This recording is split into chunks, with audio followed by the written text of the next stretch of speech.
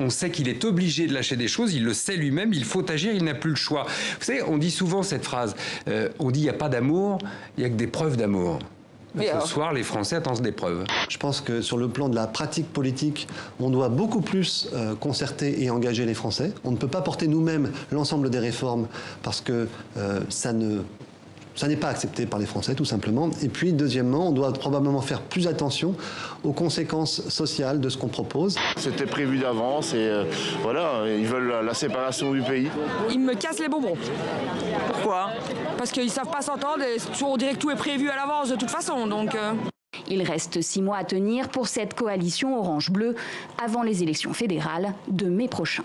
C'est un très bon signe que nous nous occupions du destin de plusieurs millions de migrants sur cette planète et stipulons une fois de plus que les droits universels de la personne s'appliquent à tous et à chacun dans chacun des pays de notre planète. Pour les femmes, les hommes et les enfants du Congo, je vous lance un appel urgent de ne pas seulement nous remettre le prix Nobel de la paix, mais de vous mettre debout et de dire ensemble et à haute voix la violence en République démocratique du Congo, c'est assez.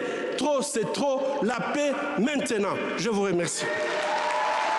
Ce qui est sûr, c'est que s'il y a un certain nombre de progrès qui ont été faits, il y a quand même une très forte régression depuis quelques années en matière de droits humains.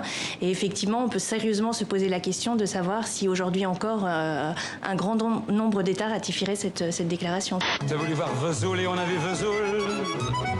Brel a une façon de regarder le monde qui est une façon à la fois tendre et cruelle. Et c'est un peu ce que j'ai essayé de faire en me posant dans cette ville et en écoutant cette souffrance. On ne peut pas diviser ou séparer la francophonie de la relation Québec-France. C'est impossible. Et la francophonie, pour nous, était excessivement importante. Ça fait plus de 50 ans qu'on est impliqué avec la francophonie. On est un des porteurs, d'ailleurs, de la francophonie. Vous le savez, à Yerevan, ils ont adopté une politique de transparence. On veut moderniser la francophonie. Je pensais qu'être noir était le seul problème. Mais être vu comme un chien et atteint d'albinisme, c'est ce qui leur gêne. Jamais tu me comprendras, chaque fois, tu m'as toujours vu comme une poupée vaudou.